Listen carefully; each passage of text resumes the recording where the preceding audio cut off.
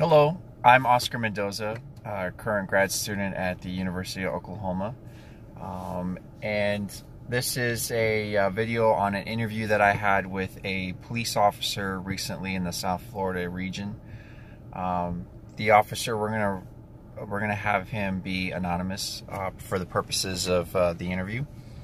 But that being said, there was a couple questions that I wanted to ask him directly as to his experience, his background, things like that. So to get started, his background, before he was a police officer, he was in the United States military, in the U.S. Navy. He served for 4 years, where he did various things, traveling abroad and things like that. And then ultimately, when he got out of the military, he joined up with the local police department in his hometown. Something that he always wanted to do, serving his country as well as now serving his community, so it's very honorable.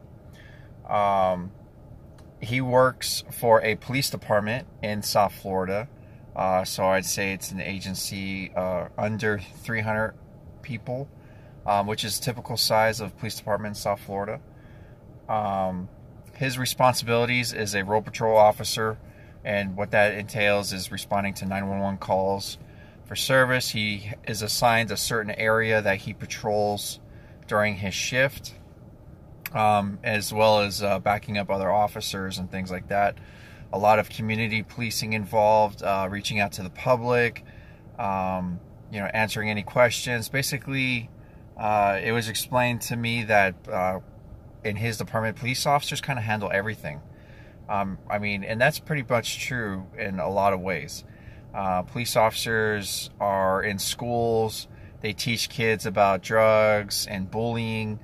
We're on the streets. We're in communities. We're teaching, senior citizens about how to be more safe when it comes to giving out their personal information. So he was explaining to me that he's kind of a jack of all trades when it comes to law enforcement and just giving everything to the community.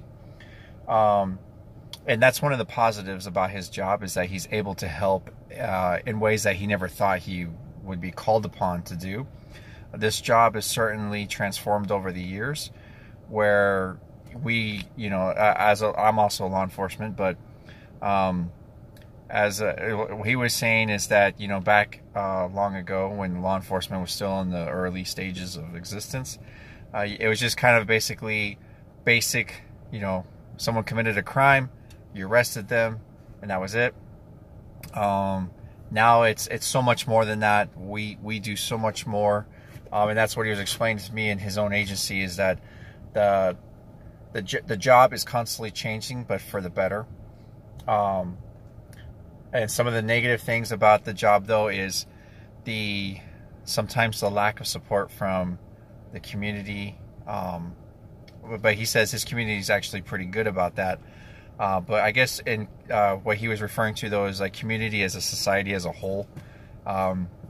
The media's constant attack on law enforcement is something that really bothered him, and in his agency, a lot of police officers are bothered by that, because what he explained to me is that officers often are on the news for doing something or being involved in something, but because it's an ongoing investigation, they can't really talk about it too much, because the facts of the investigation still have to come out and be investigated and validated. But the media is not going to wait for that. They're just going to send out the first thing that they can to get the most reaction possible. So a lot of the stories that you see on the news do paint law enforcement in a bad way. And I've seen several articles where the police had nothing to do with what happened, but police will be in the title headline as in a negative way. So I get what he's saying. It's something that you would certainly feel that society does not support you sometimes, and that could be hard to go and do a job where you're risking your life and your safety, your stress, your body, all those things. He was telling me is that you go out there and you put that all on the line to serve a community that may not appreciate what you do. So as he said, it's a thankless job at times. What he would like to change about the system is a little bit, and it's funny because in this class we talk about victims and addressing their needs, but also the, you know, what the textbook describes as our current criminal justice system kind of looks out for the offender more than the victim. And as he was telling me this of a case of an individual that's been arrested more than 10 times for burglary, but the defendant is a juvenile, and he just keeps on getting out of jail, doesn't even really do any time. That does not really do anything for the several victims that are victims of burglary. And as we all know, a victim of burglary is not just a victim of property loss, it's a victim of safety. Your property values go down. You know, other people may not want to live there anymore. They try to sell their homes, move somewhere else. You always have that fear that somebody's going to break in. Now you're spending money on security cameras, ADT or Vivint or any of these other security companies. You know, you don't feel safe anymore because of that. So there would certainly be what he would like to see is more teeth on some of these crimes to properly address the issues, but also to reassure that the victims are, you know, that although it is a tragedy that they were a victim of a crime, but this is what society is doing to try to make up for that. In general, though, he was telling me that he loves what he does. He says if you never work a day in your life, if you love what you do, you'll never work a day in your life. And he says that he hasn't worked a day since he started with his police department. And that's something that, you know, how many people can really say that? That they love what they do, that they truly love what they do. And even though with all the negative stuff that goes on in his agency and the politics and society and all those things, he still loves it. He wouldn't have it any other way.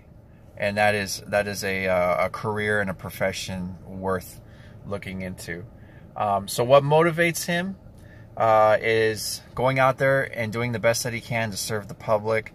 He has a family, and he wants to leave a legacy behind so that his children can one day see everything. You know, when they get older, they can appreciate what he's done and leave that legacy behind and just give back to the community as much as possible.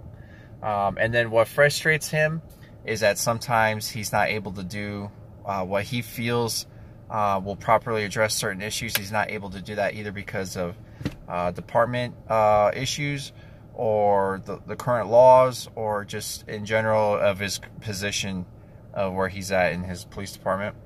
But nonetheless, he said aside from all that, he still tries his very best to make the small impacts which have long-term effects. So I really enjoyed this interview with him. It gave me another perspective, obviously, just because I work in law enforcement doesn't mean I share the same views as him. But it's also refreshing to hear how other people view the job that have been in the job just as long as I have. So that was really refreshing to hear that. So anyway, thank you, everybody. I hope this didn't run too long. I hope you appreciate it, enjoyed my interview, and I look forward to our discussions.